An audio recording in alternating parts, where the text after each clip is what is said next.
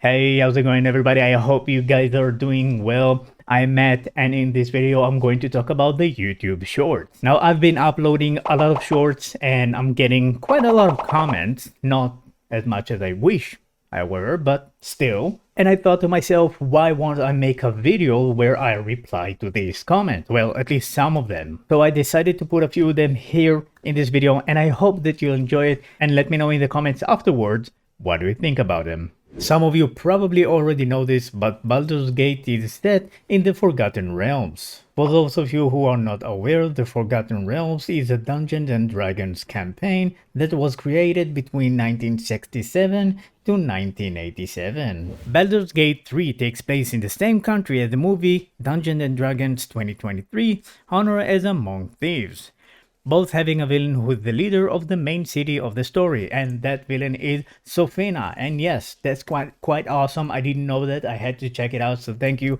for leaving that comment. I really like those type of comments because, well, they actually say nothing, but sometimes it feels like it's cynical, but I still like it. I mean, yeah.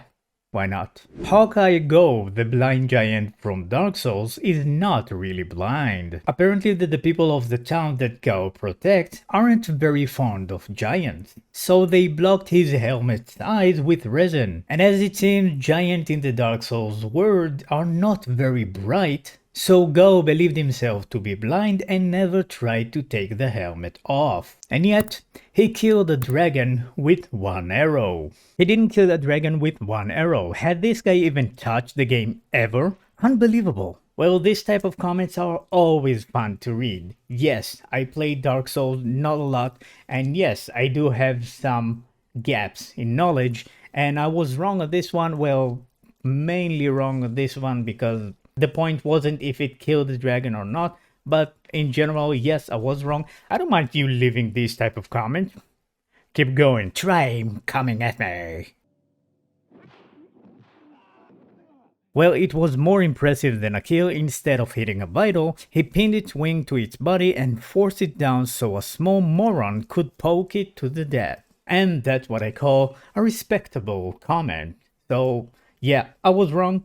I really like this comment, it's really fun, and it called the main character a moron, so why not, right?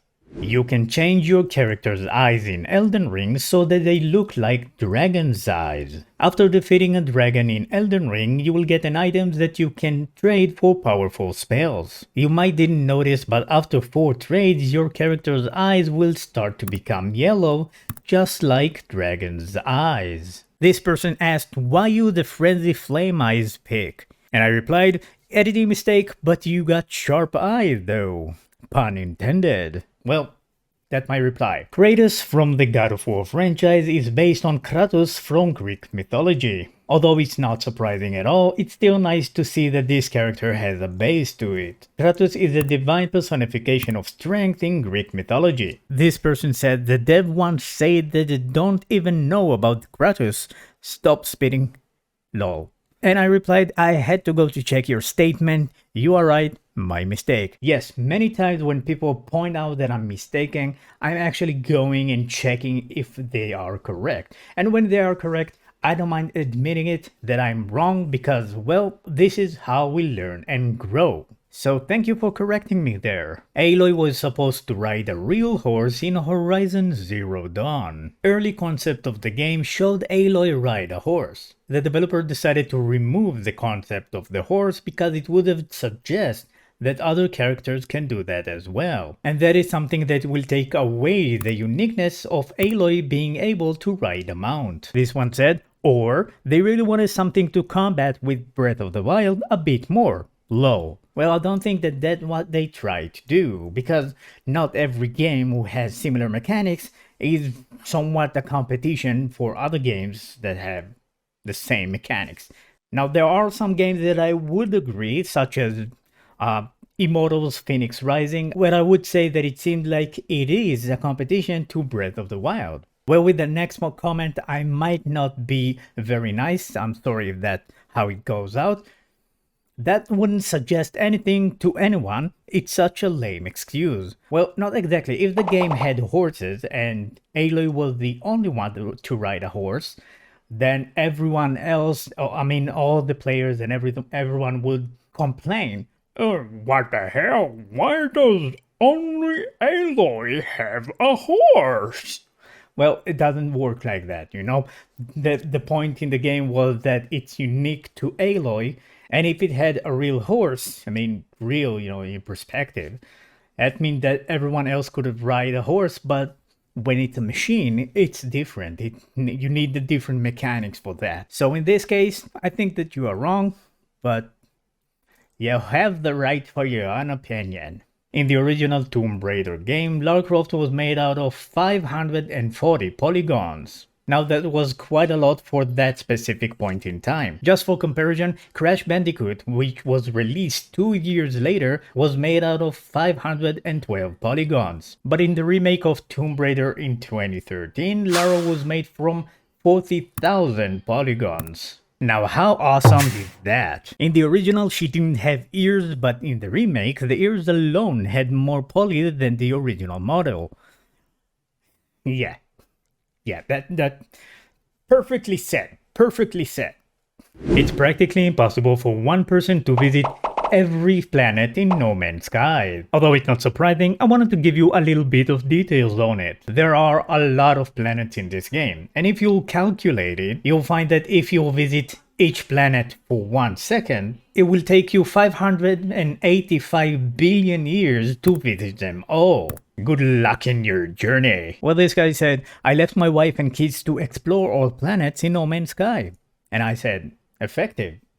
Now, I'm not sure that this one is actually a good joke, but alright.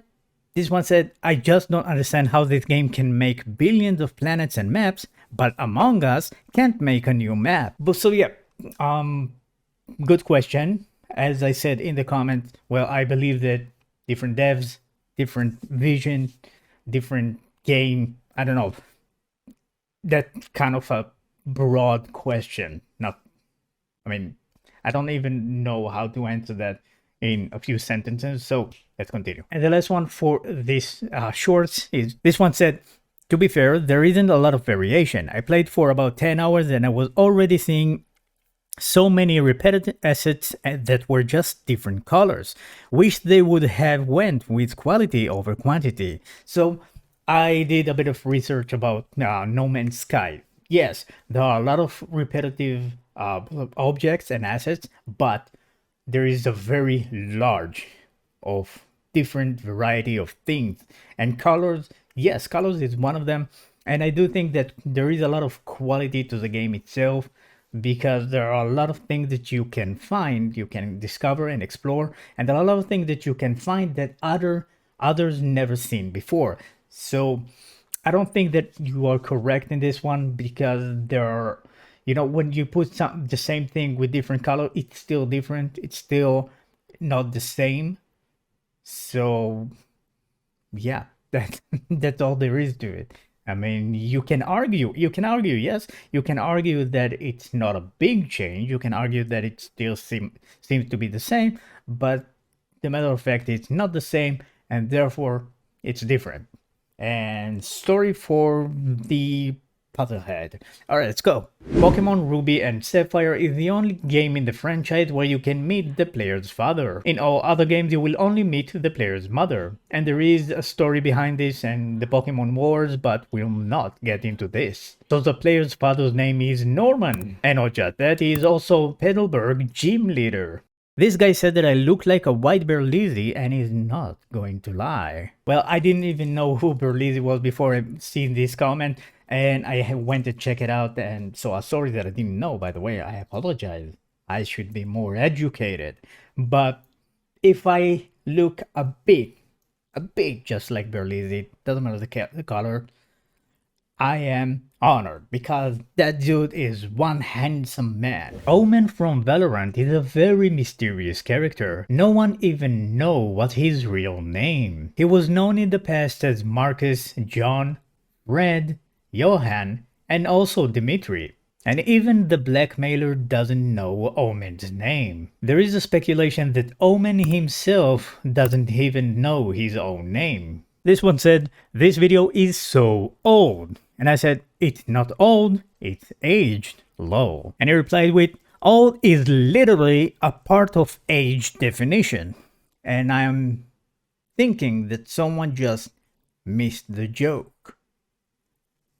Missed the joke. It's a joke. I honestly didn't know that there were real-time strategy games for the consoles back in the 1990s, but apparently that Warcraft 2 The Dark Saga was available to PlayStation 1 and Sega Saturn consoles. The game contained both The Tide of Darkness, which was the name of the original game, and Beyond the Dark Portal, which was the expansion pack. And this one says on this video, "First like." Thank you. And these are all the comments that I found that I wanted to reply on video. I mean, some of them were good, some of them were just, you know, silly, funny, irrelevant. And yeah, that's all for this video. I really hope you enjoyed it.